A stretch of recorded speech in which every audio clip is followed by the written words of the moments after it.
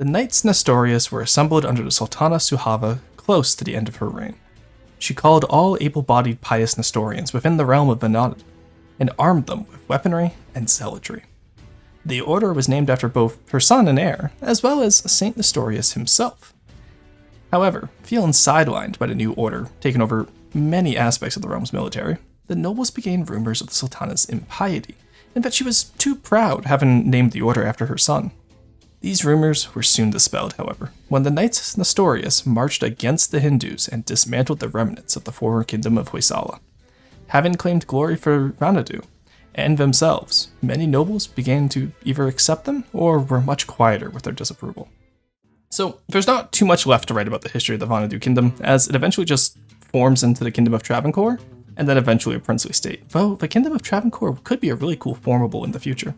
That being said, that doesn't mean it's the end of our little history segments. And I've decided I want to try my hand at writing some alt history.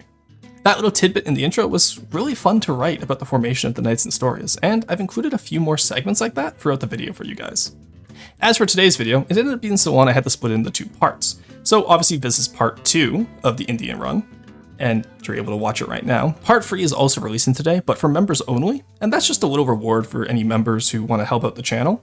But that will be available for everyone else next week. I would like to try and maintain a weekly schedule for uploads if I can. Alongside also including some non-EU5 content, because playing that game, while fun, can get a little tedious at times.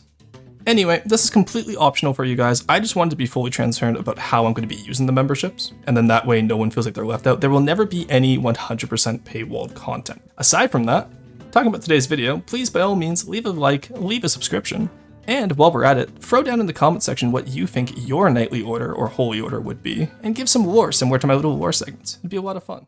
We are back with more Nestorian India, and today's goal I think is going to be to take the rest of the Deccan area. I played a little bit ahead of where we left off last time. We left off at 1397. It's now 1405 because I wanted to work on getting professional armies. I just unlocked armories, so we're going to build up a probably up to 4 summit, honestly. I want to get about 10k guys. We have the budget for it. I've been pretty much just building market villages, fishing villages to get maritime presence up, and anything you can think of really to just bolster the economy, and I'm not gonna lie to you guys, it's worked out pretty well. I've already integrated Pandya Nadu, and you can see how Congo Nadu is next, and we'll pretty much just keep integrating in a wave as we go up all the way up to the Deccan border, as we form more vassals out of Vijayanagar and now Musiniri. But that won't stop us.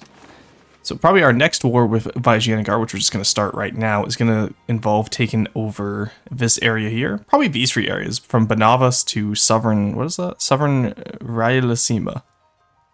As much as I'd love to be able to take the City of Victory itself, I won't be able to in this war, I don't think. We'll see how it goes, though. Alright, so we'll use the Parliament at Colum here. We will promote Castle Works, sure. They're already happy with us. Let's fabricate Casus Belli on Vijayanagar itself, I believe, for Sovereign Rayalaseema, because I assume that's the highest population one. Oh, actually no, it's pretty, actually no, that is the highest population one, 47, yeah, 471k, that's fine. I forgot how good of a leader we had with Sultana Suhava.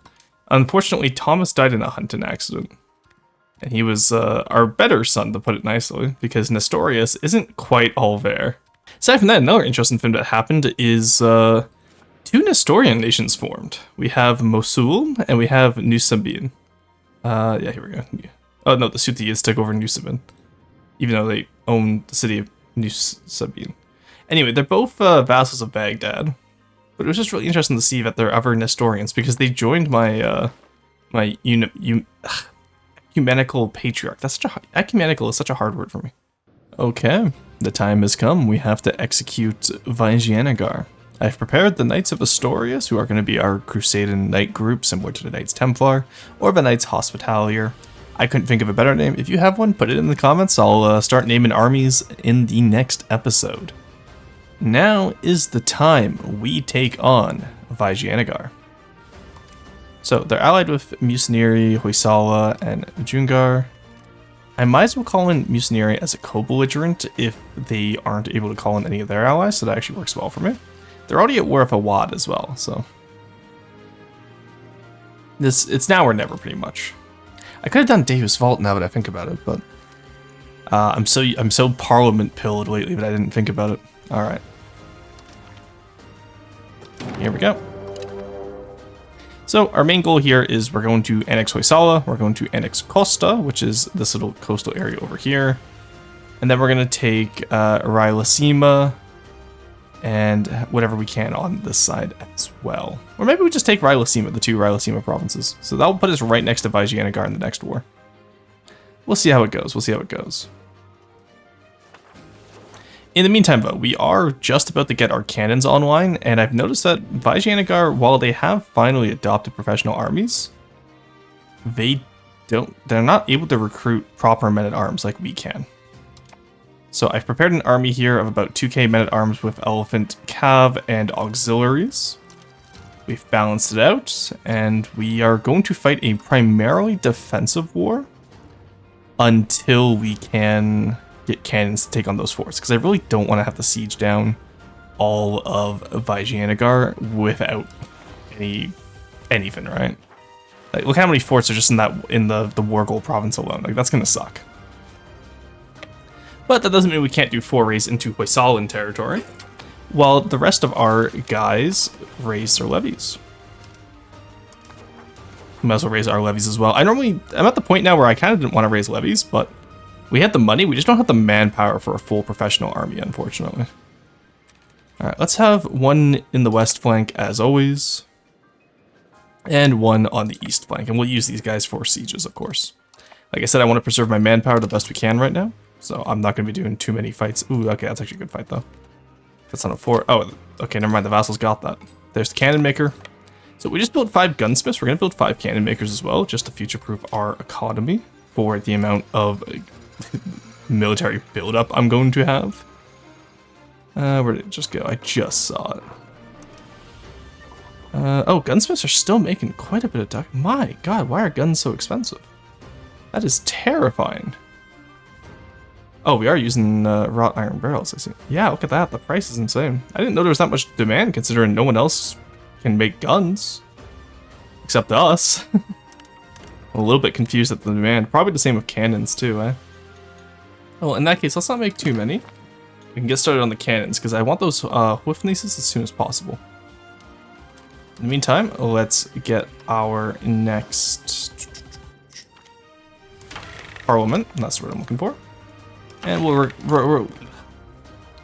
get our next parliament, and we'll request additional war taxes. That's what I wanted to say. Aristocratic support would be nice. Do I need it, though? Not really, no.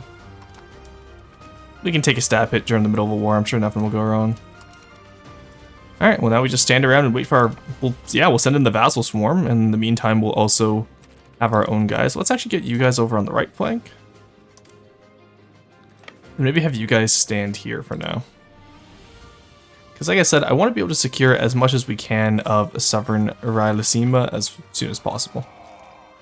Army attrition? Yes, please. Don't mind if I do. Just I hate having to go for these forts without having any backup cannons. Alright, here comes Musineri's army.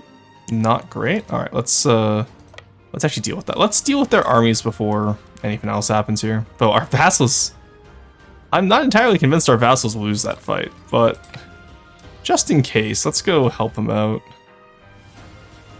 The amount of work my vassals put in is absolutely insane. Like, for no reason, too. Alright, they're trying to get around us, which is annoying. Where are you going, by the way? You not Cheddar? I guess not. Hello? They retreated onto Bangalore, which is my own province. That is curious, to say the least.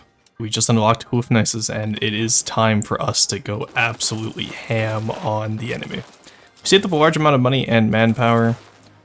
I'm going to get as many cannons as I can, because that is 7 right there. Let's get 8 cannons for now. We'll build that up. We'll bring the regulars back into Den Kanakotai for now. And then we will push towards the enemy with our cannon regiments.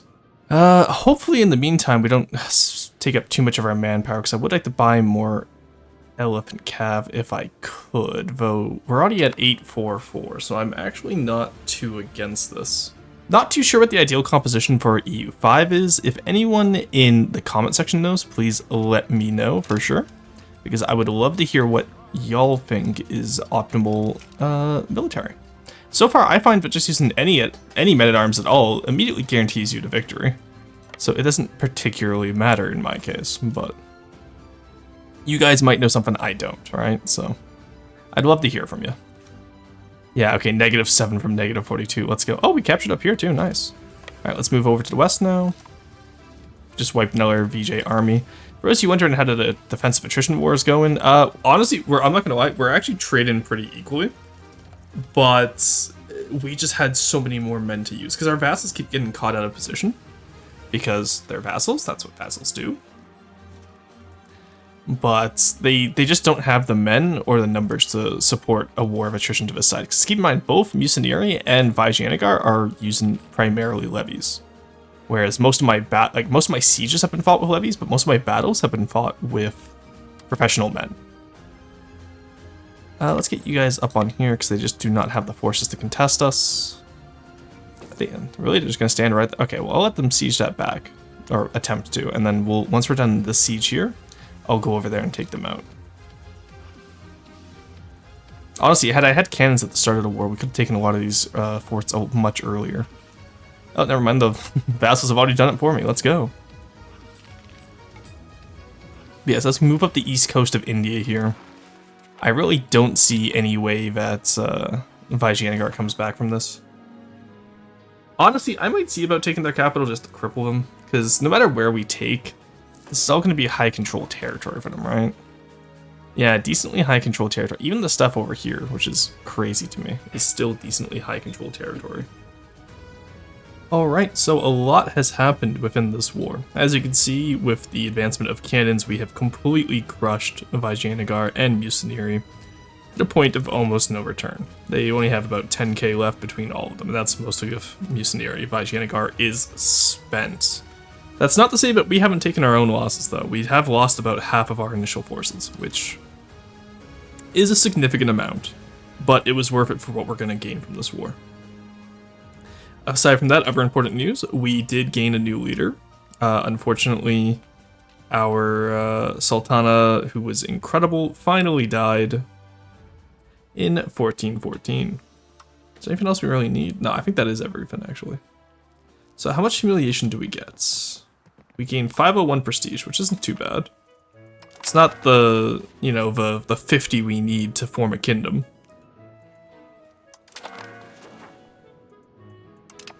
Would you look at that? Okay, so we want to disband all levies, and then we'll drag our guys back. Honestly, I'll say that the Knights of Nestorius really put it in their weight this time. I have to admit, they did incredible. Also, we got our capital changed to Karakod, which is unfortunate, so I'm probably going to change it to Madurai if I can. Alright, Vijayanagar has been tamed, Hoysala conquered, and half of the Deccan area is firmly under our grasp now. Alright, how many people are upset? Not too many, that's good. Oh, and then I also needed to give Costa away. You know what, you're loyal. You've been loyal this entire time. Why don't you take Costa? Alright, they all joined the Ecumenical Patriarch of Kochi, which you'll love to see. And then we need 2 most before we can cede province to Sambhuvayar? Yeah, we'll mess with grab meritocracy while we're here. That'll help with our tech boosts at least. Also, in the meantime, we are trying to build handgunners, but unfortunately we didn't have enough firearms in the market earlier. Now we do. So we're gonna get 8 handgunners. Similar to the 8 cannons we had, and then that will be our army for Knights of Nestorius, at least complete for now. Well, we'll probably fill it up to 5,000, I assume, but we still don't have enough firearms somehow. I swear to God, I have like 8 levels. Yeah, I have 8 levels of firearms. How do we not have enough? What are we using them for? So we just unlocked the Kalari, and I'm not sure what these do. They kind of seem like a mix between I want to say Mamluk barracks almost. It's like Kalari. That seems to me. So it provides no monthly manpower, but it gives us levy size plus 33% and can recruit regiments here. I feel like that's just useful regardless, so let's build those wherever we can. So I will never say no to extra levy size, of course. And then while we're here, let's also make sure that we are still building up as many armories as we can. I want as much manpower as possible. Oh yeah, so we just integrated Congo Nadu as well, which means we gotta get all those armories up, because they built up quite a few towns. I don't know why. The AI vassals love only urbanizing, but hey, you know what? If we're gonna be doing a mostly urban game, then we're gonna be doing a mostly urban game. I'm okay with that. Because I don't get to play very urban very often, considering I mostly have played Yemen, Venad, and the Maya, so this will be a fun change of pace for me, I'm sure. Get some market villages in here just for the market access bonuses. Alright, everywhere has at least one now, which is always nice to see. And then, well, oh, I missed one up here, didn't I? It doesn't matter, you know what? It doesn't. Alright, maybe it matters a little bit, but that's okay.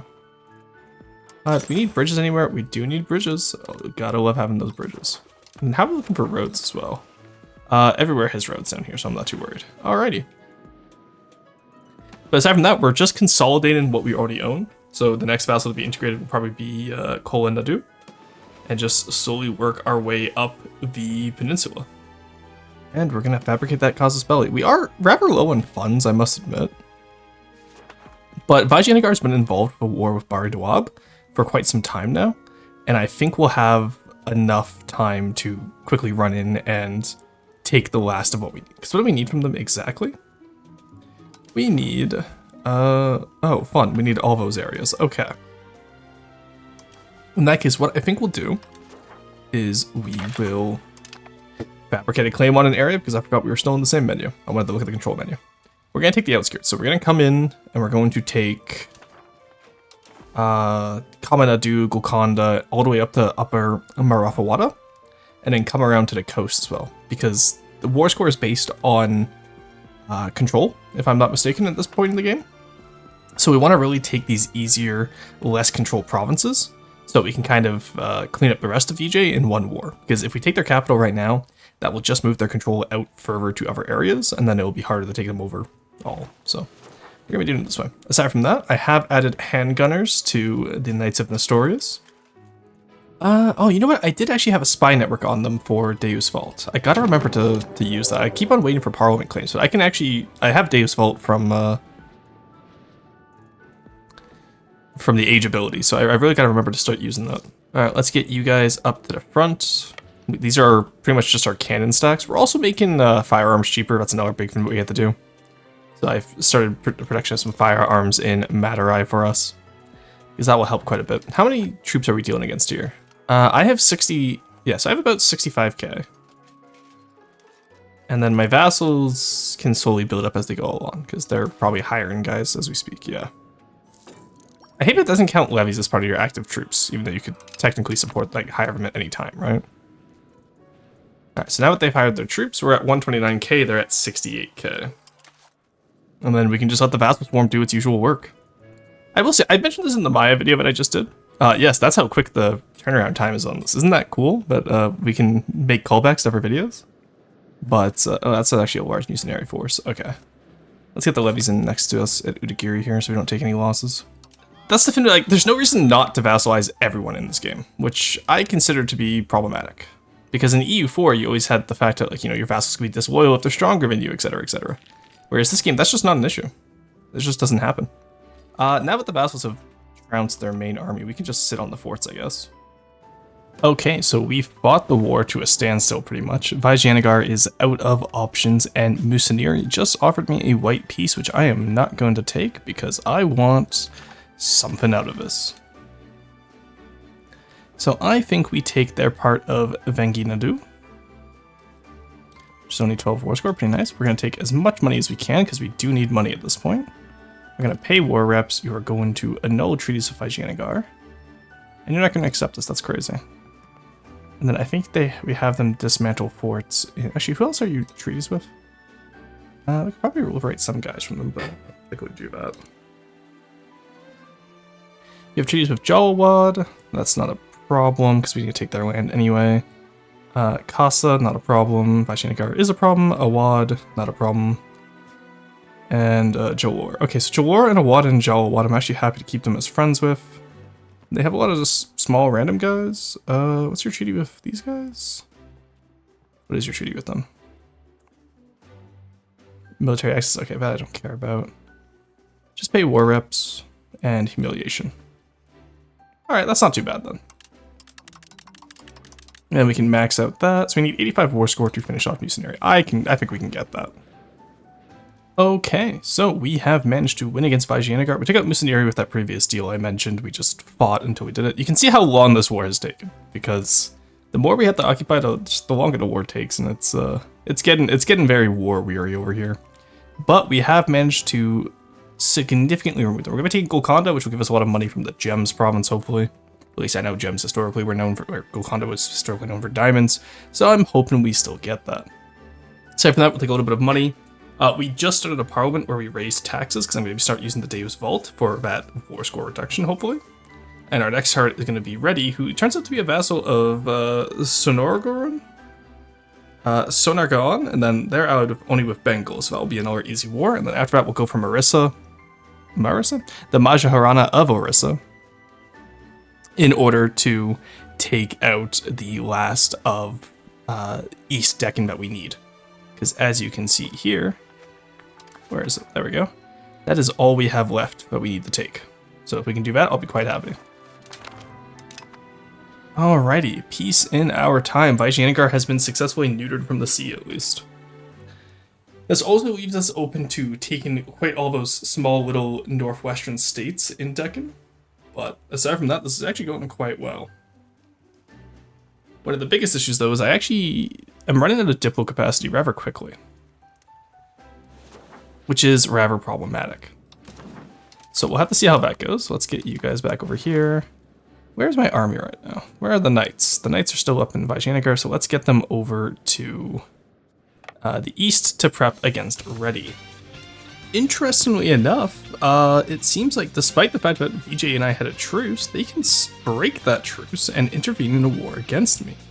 Because they just intervened against me when I was fighting a small little rebellion here. Which is very interesting, because I don't think I'd be able to do that back to them, if given the chance. Which is very peculiar, I must say. So, with that being said, I guess we gotta go take down Vajinagar again.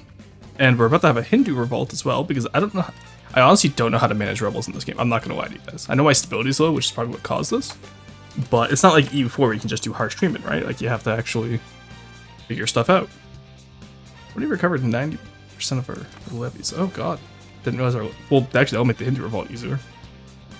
Well, apparently my capital is going to be part of the revolt, which is curious to say the least. I didn't think that could happen. Well, regardless right now, I don't think I'm worried about Vajinagar's 10k troops coming after me. I must admit. I think we'll be okay. Oh, but they did get Kutch somehow. That's interesting. Probably when they took on Junagar.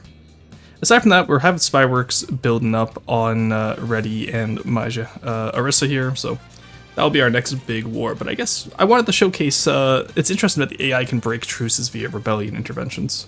So, fun fact, it's the Age of Discovery, and apparently religious rebels can in fact take over your capital. That is interesting to say the least. Which is not great for us, as that makes our last two little vassals there quite disloyal. So, I guess we'll call up our levies and we're going to try and take down Congo and Duke, because they have, oh my god, they have so many troops. That's so unfortunate. Anyway, it's the Age of Discovery. I'm not actually sure what I need. I don't need anything to do with colonies. So I think I actually might go military for once. I very rarely get to go military. But I think the adaptability and the... where is it? Army maintenance, quality education, improved maneuver, all that seems like it'll be pretty nice for us. And I just really don't see how these ones will be useful. So we're gonna take that military focus. It's gonna be a good time. Okay, we got incredibly lucky. That's Maharaja. I'm sorry, he's Maharaja of the Maldives. I forgot, but we're only a Raja still. Somehow the Maldives is a higher title than us. Anyway, we got lucky, but Nestorius did just pass away, which means his son is able to take over. So that's a little bit better, but it also means that we get to pick a new court. With the Hindu rebel defeated, I might also go Polani, because that would be the closest to both Column, Madurai, and the inner cities over here, compared to what we had before. I did just build up some roads between Madurai and Polani as well, which is quite nice. So that might be a play here, honestly, for us. And just pretty much move the capital further north as we integrate more vassals. Yeah, let's go for that. Why not? Let's try it out. Because that's still really good with... there is some proximity there. So we don't have as much proximity to Kalam as I'd like. Despite that we have the roads here. No? Yeah, we do have roads here. Let's have this one build up to here, though. Just shorten that trip a little bit, eh? And then we can go from there. Aside from that, we also did just build up a large amount of dockyards all over the place, which is quite nice. How are we looking for control? Mosul is no longer part of our autocephalous patriarch. Or sorry, ecumenical patriarch. Why does it change? So I guess autocephalous is the style. Oh no, Mosul got eaten up by New Sabaean. They're still Syriatic Nestorian though, so I don't mind, but that's really interesting to see. I didn't think that was going to happen. Ifat is still somehow a tributary of Ethiopian Empire. This is what I meant when I said rebellions should work a lot better. Like, somehow this guy is still a tributary of the Ethiopian Empire. Doesn't make sense. Okay, we've just started our war against Reddy. So we have to take the capital right away. This is the war goal, so this will actually make it easier that their capital doesn't have the fort. And then we'll let their navies drop off what they can, and we'll just pretty much take them out as they land. I don't think Bengal or Sonorogorm... Yeah, neither one of them has any professional army. And their navies are most likely too small to actually provide any meaningful threat to us. So we'll take this fort rather quickly. They have 7 peasants. Not even 7k, just 7 peasants. That's so sad to see. And alright, there's 5k men there, but those are all levies, keep in mind. We just can't let them build them up. So we'll take this fort first, and then our levies will come out and take their levies. I don't think Orissa will give them military access. If they do, then we're kind of shit out of luck, judging by the fact that they are sending troops via boats. I don't think we're quite in danger of that yet. And then we just stack wipe them as they land. It's a pretty easy game. There's barks, nice. We'll build up some of those soon to get naval presence started here. We lost quite a bit of it when we were fighting Venad, or sorry, Vijayanagar. But Vijayanagar has lost its entire navy, so I don't mind doing that. Well, it seems like we're fighting the navy up here now. Interesting. We only want this little sliver of land. I don't care about much else. Unmarried adult heir. Sure, marry her. Ooh, heiress. Nice. Okay. Pretty standard peace deal here. We're just going to be taking down the area that we want, and then we're going to be going right after Orissa right afterwards, and then Musiniri once again.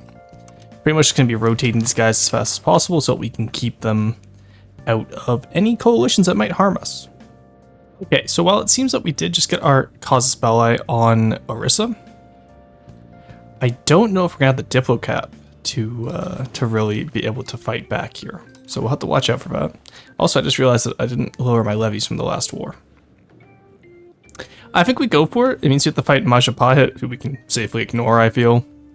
You can tell that this is another one of those saves I started from before that Yemen stream, because Majapahit has colonized the entirety of Indonesia and the Philippines, which is always very strange to me. And aside from that, it's going to be an interesting fight, because we'll probably have to fight both in the south, defended from invasions, and from the north, fighting Orissa itself, her vassals, and her allies of Awad and Ujjina, but we only need the one province, which is nice. So there's 2 forts we got to get through. So I just got advanced government reforms, like the one Age of Renaissance tech that gives you more government reforms, and I just discovered that there's a plus 20% diplomatic capacity. I will gladly be taking that. Aside from that, we're running Harbor Administration, Privy Council, and Multilingual Diplomat, which has been pretty good for us so far. Okay, you know what? I may have underestimated professional troops, because with just my usual little guys here, the 2884, I just took out 40,000 men. I only had 3,500 men going into this. That is insane to me, that I just beat them at a 10-to-1 disadvantage. I'll take it, but it's absolutely insane. Because I've been retreating to avoid many losses, but I realized I have a massive pool of manpower. And honestly, my levies aren't coming back anytime soon. My vassals are also kind of spent, because you'll see that both sides have lost over 100,000 men in this war so far. The difference being is that I can replenish them via manpower for at least the next 20k losses or so. And if I'm beating them at a 10-1 advantage, I think this war is possible. Because when I first started this, I didn't think they were going to call in everyone. I also didn't think Majapahit was actually going to help. But Majapahit has been invading the south. Well, the rest of the northern guys are actually getting military access from Musiniri in order to come attack us, which I think is incredibly bad manners, if you ask me. But it is what it is. Finally, this war was so taxing and so grueling to the point where I'm not even going to make a montage of it. I'm not going to lie, guys. I cut most of this out because it wasn't entertaining. It was literally just whack-a-mole and do your best to survive. Alright, we finally done it. We managed to get Orissa to give up. We can take everything that we need from them within this area and hopefully never have to see them again. We even managed to get war reps and humiliation treaties out of it. I'm so happy to be finally done with this war. In the meantime, we have a rebellion to deal with, which is quite annoying, so we're going to go deal with that as well.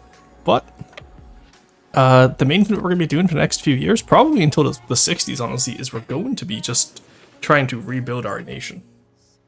We're going to be improving relations with Orissa to try and get them out of any potential coalitions. And we'll be doing the same Musiniri-Vijayanagar fights until the end of time at this point, because I don't think we're ever going to get to a point where we're not fighting those two guys to get them out of the Deccan region. But that means the eastern borders of Deccan is now secured. We just have to go north. So we've built up another knightly order. We're going to get the current one out of there so we can make sure we're both at 5,000 for each, and we'll be good to go. But with 2 knightly orders, that's 10k professionals. That means each army can handle about 50k of the enemy's troops. Vijayanagar is the only troops that have equal parity to us. They finally upgraded to men-at-arms, and they actually have elite troops now. Whereas Musiniri and Bari Dawab, who are probably the only other 2 real threats in the area, still do not have armories. Even Orissa, Orissa did just upgrade the men-at-arms, so they have armories now. And they're starting to build up professional troops. But, like I said, hopefully Orissa will not be an issue for us until further down the road, by the time we've owned all of Deccan. So mostly just Musiniri and Vijayanagar will be our adversaries, and Bari Dawab because of this little area right in here. The Knights of St. Thomas were raised as both additional troops for the Venad kingdom, but also as a buffer to the growing influence of the Knights Nestorius, where the Knights Nestorius were made up of anyone willing to raise arms in the name of the church. The Knights of St. Thomas were primarily those nobles who were formerly disgruntled with armed and faithful militants. They were all too eager to form their own exclusive order when the new Maharaja, Nestorius I, approached them with the offer of state sponsorship. It's unclear why Nestorius I would seemingly hamper an order named after himself, but the foundation of another order did seem to balance the power dynamics within the kingdom for a time. It's time we take on Musiniri and cripple them. They have their capital here, they have a few forts, but we have 2 knightly orders, the Order of St. Thomas and the Order of Nestorius. I think we'll be okay to take them on. Regardless, let's get started with the War of Musiniri. So we easily outnumber them. It's a religious war for taking Golconda, which is pretty nice, because that's what? This area here. Yeah, it's just a little border areas here, so. This first fort is going to be our target, then we'll send in a second guy to take out the capital. Should be a very easy war.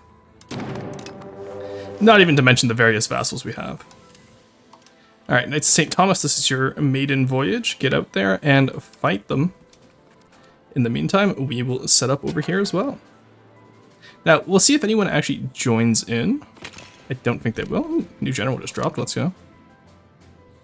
And, oh, religious war on behalf of Musiniri. Okay, so no matter what was happening, Musiniri was going to get tagged here. Witchcraft.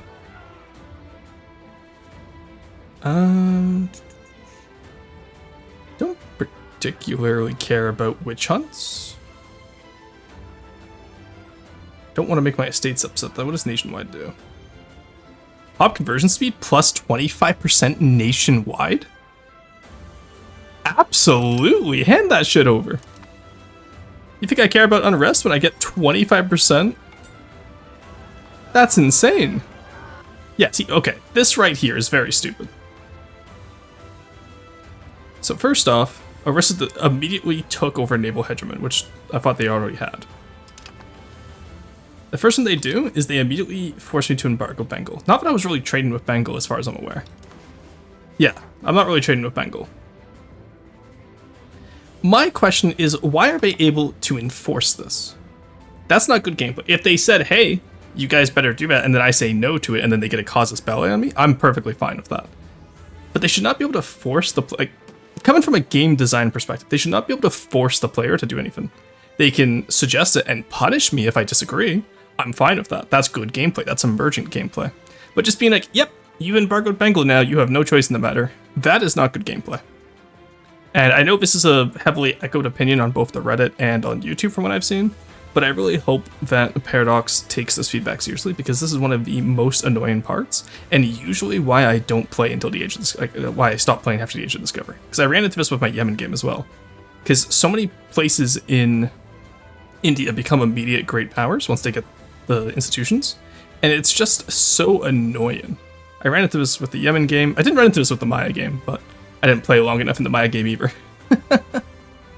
But yeah, no, this right here is just bad game design.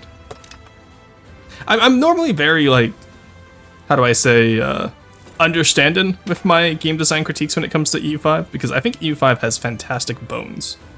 I think, you know, give it a few years, this game is going to be like the Stellaris. For those of you who never played Stellaris on launch, it was rough. Or even Vic Free, actually. I think Vic Free is great nowadays. But that right there, that is by far the most annoying part of EU5 for me, and it gets me every time. Talking about getting me every time, Usiniri is almost finalized here. Really can't complain about this. We have absolutely demolished them. And yet somehow, despite owning the war goal, we're only at 20% general retires. I lose 10 army tradition because a general retired? Are you kidding me? That's insane. Wait, who's just joined in? Okay, so Bari Dawab has joined in. Why was I not notified of this? This segment has been completely uncut so far. So why was I not notified that Bari Dawab just joined in? Especially when they have 158k men. You think that's something I would want to hear about, no? That's another. We're talking about game design choices. This is another thing that we have to talk about. I'm perfectly fine with Bari Dawab joining in this war. I am not okay that they didn't tell me that they were in this war. Like, if someone joins, like, because it tells you when an ally joins a war. Why doesn't it tell me when a enemy joins the war? You know what I mean? Like, that stuff, oh, that stuff is so frustrating sometimes. Alright, it doesn't matter because they lost anyway, because I don't think they actually have any... Oh, we could just hold them right here. That's hilarious. Alright, take them out. Demolished. Yeah, no, come on. Come on in, Bari Dawab. Please, waste your men. I could do this all day. How did they sneak past me? What? How did they sneak past me? There's no province between there. Did they just... I'm fine if they have mill access up through up here, but like, how did they specifically get through this area? That's my question. Well, at least it means that I can save myself a war at Bari Dawab by taking over here earlier. The most annoying part about this game now is going to be having that second war against Orisa for in here, because Majapahit always trying to take down south. But we have a navy now, so I'm actually not too worried about that, because I do actually still have more heavies than Orisa, despite them being the naval hegemon. That's another thing. Go back to that blockade, because that's really going to irk me. I'm going to hammer on that. I apologize. I have more ships than them. Why are they able to enforce a naval blockade on me? Like, think about that. Just think about that for a minute. All right, can I heal in my vassal's territory? I can, okay, good. Well, it doesn't matter anyway, because I gotta come over here now and defend the west. So I have to defend Goa, because they're landing over troops over there now. Alright, who else is that Jalawad attacking them? Yeah, it's Jalawad attacking them as well. Okay, good. Well, I took everything I need at least. But I'm just gonna stay in this war a little bit longer to handle Bari Dawab. I might build up that second, or that third knight order. I wanted to kind of like leave some knightly orders for you guys to name. So maybe I'll just have these as placeholder names and then you guys can join in on the future in the comment section. Alright, come on. Let's go relieve the siege, quote unquote, of Goa of 48 men. Because that makes sense. What am I doing fighting a naval war here? I have 8 Carracks. Come up here. Like, why am I even bothering with a naval war here? I can fight these guys. Where's their... Oh, okay, they actually do have quite a few ports over here. Wow. What a stupid fiefdom to make. My god. Look how massive that... What were they cooking over here? What happened in Persia? I feel like I always get so locked in on wherever area I'm playing. I was like, Tibet's popped off, China's popped off, Japan is unknowable. But they've taken Jeju, this little island right here. They have a better commander, but... Let's attack anyway, see what happens, because I'm the defender, right? Yeah, okay, they moved off their guys. Nice. That's insane.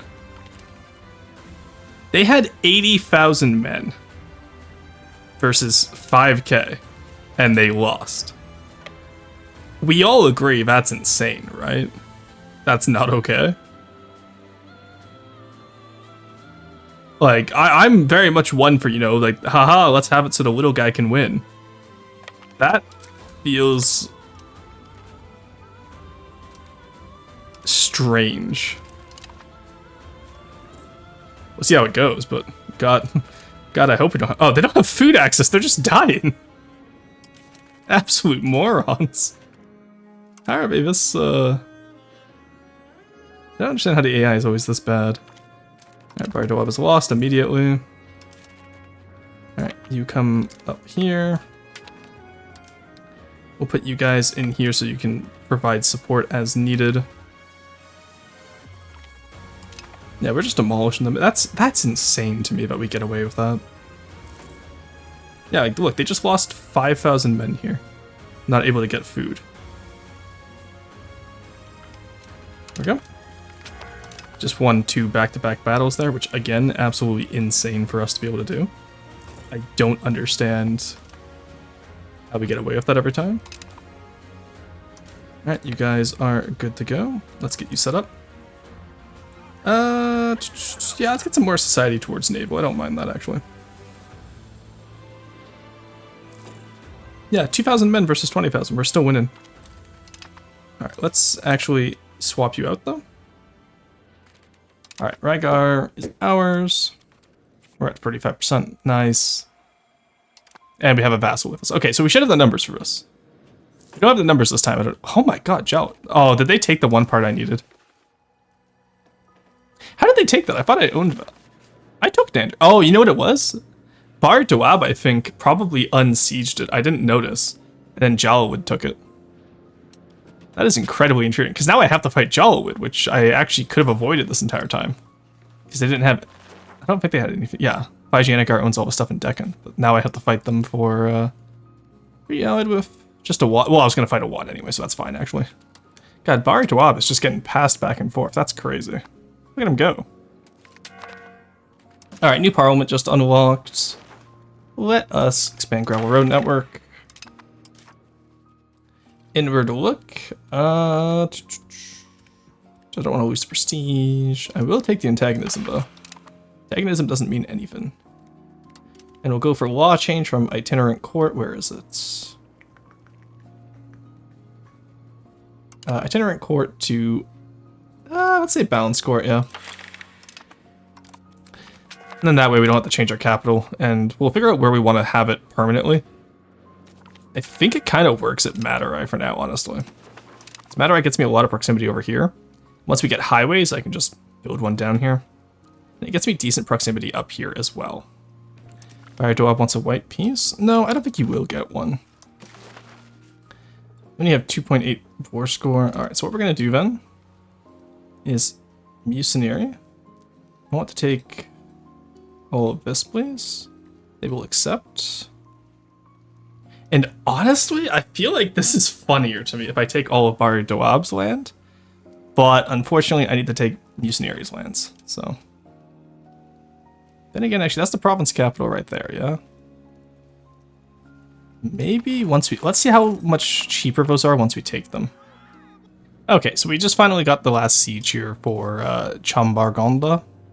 And we are ready to peace out. Let's see if we can peace out Bari Doab. We only have 4% war score with them, which is insane. And they actually are willing to accept ooze and some stuff, it seems, but not any of this, which is unfortunate. So I go to Bucenary.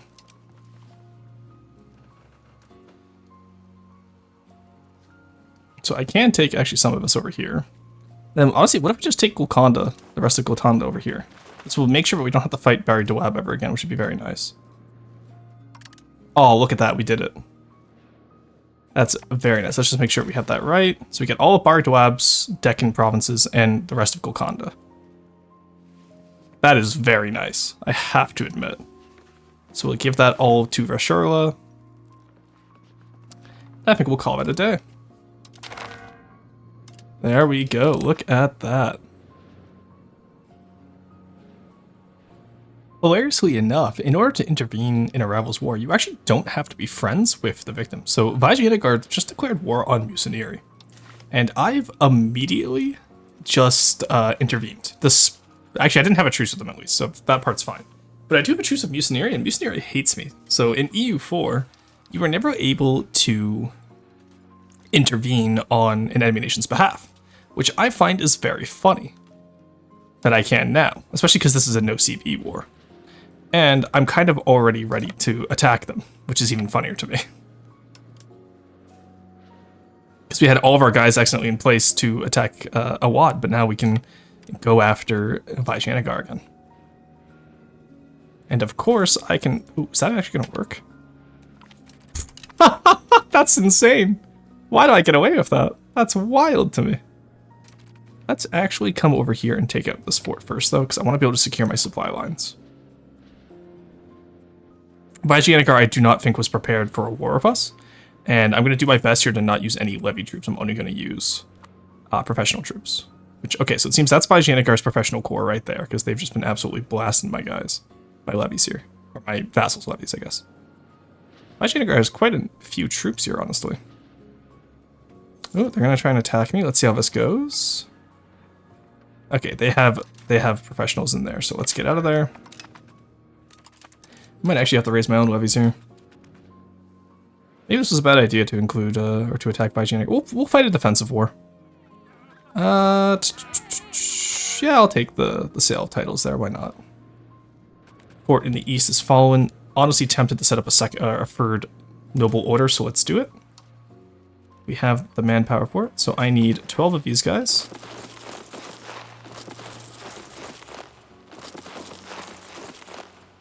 There we go. I need 8 of these guys. There we are. I need 8 of these guys. Yeah, I need 8 of these guys. Ooh, and it's actually getting pretty expensive. But you know what? Another knightly order will help solve this fight for us. And it's going to get us to a point where we have more regulars than anyone else in the world, I think. Because who has the most regulars right now? Still Bohemia with... Actually, yes, we're going to be matching Bohemia in terms of regulars. Them using the mountain passes is very annoying for us, I have to admit. Can I grab my army, please? Thank you. Alright, let's come down here. But yeah, we're just going to be fighting a defensive war until Vijayanagara gives in. They've already lost 59,000 men, so this was definitely worth it in the long run for us. I'll see you guys back once this war is done.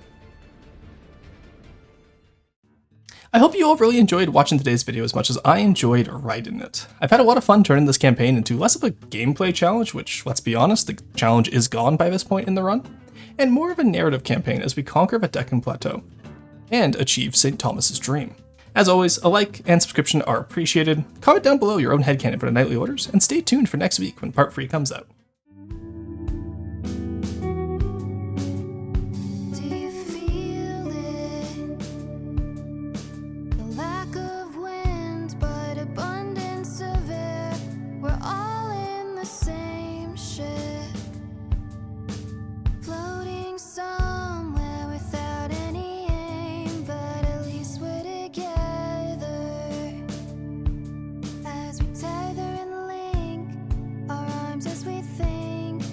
No